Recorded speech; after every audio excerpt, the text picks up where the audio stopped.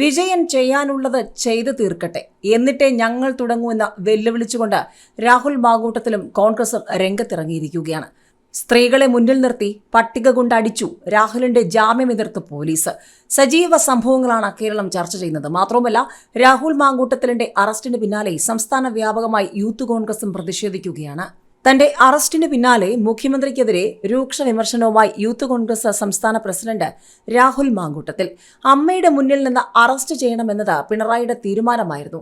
അങ്ങനെയൊന്നും പേടിക്കില്ല. വിജയന് ചെയ്യാൻ പറ്റുന്നത് മുഴുവൻ ചെയ്തിട്ടേ ഞങ്ങൾ തുടങ്ങുവെന്നും രാഹുൽ മാങ്കൂട്ടത്തിൽ പറഞ്ഞു. യൂത്ത് കോൺഗ്രസ് സെക്രട്ടേറിയറ്റ് മാർച്ചുമായി ബന്ധപ്പെട്ട പുലർച്ചെയാണ് രാഹുലിനെ പത്തനംതിട്ടയിലെ വീട്ടിൽ നിന്നും അറസ്റ്റ് ചെയ്തത്.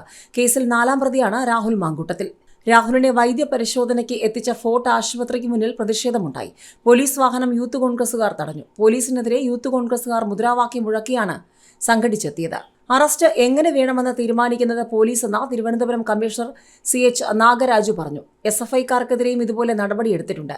ക്രമസമാധാന പ്രശ്നം ഉണ്ടാകാതിരിക്കാനാണ് പോലീസ് നോക്കുന്നതെന്നും അദ്ദേഹം പറഞ്ഞു. സെക്രട്ടേറിയറ്റ് സമരത്തിനിടെ സ്ത്രീകളെ മുന്നിൽ നിർത്തി പോലീസിനെ പട്ടിക കൊണ്ട് അടിച്ചുവെന്ന പോലീസ് കോടതിയിൽ.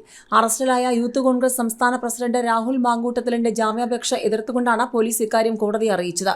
Vanchiyoor judicial first class magistrate കോടതിയിലാണ് രാഹുലിനെ ഹാജരാക്കിയത്.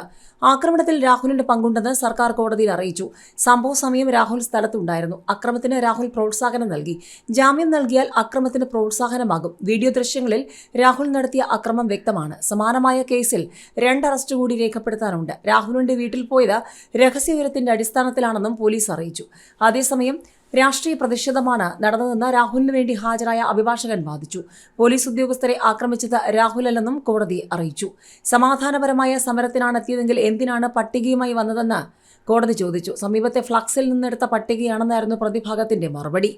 സംസ്ഥാന അധ്യക്ഷൻ രാഹുൽ മാങ്കൂട്ടത്തിലിനെ വീട് കയറി അറസ്റ്റ് ചെയ്തതിനെ തുടർന്ന് സംസ്ഥാന വ്യാപകമായി യൂത്ത് കോൺഗ്രസും പ്രതിഷേധിക്കുകയാണ്. വിവിധയിടങ്ങളിൽ നടന്ന പ്രതിഷേധ പ്രകടനങ്ങളിൽ വനിതകൾ ഉൾപ്പെടെ നിരവധി പ്രവർത്തകരാണ് പങ്കെടുത്തത്. പലയിടത്തും പ്രവർത്തകരും പോലീസും തമ്മിൽ ഉന്തും തള്ളുമുണ്ടായി.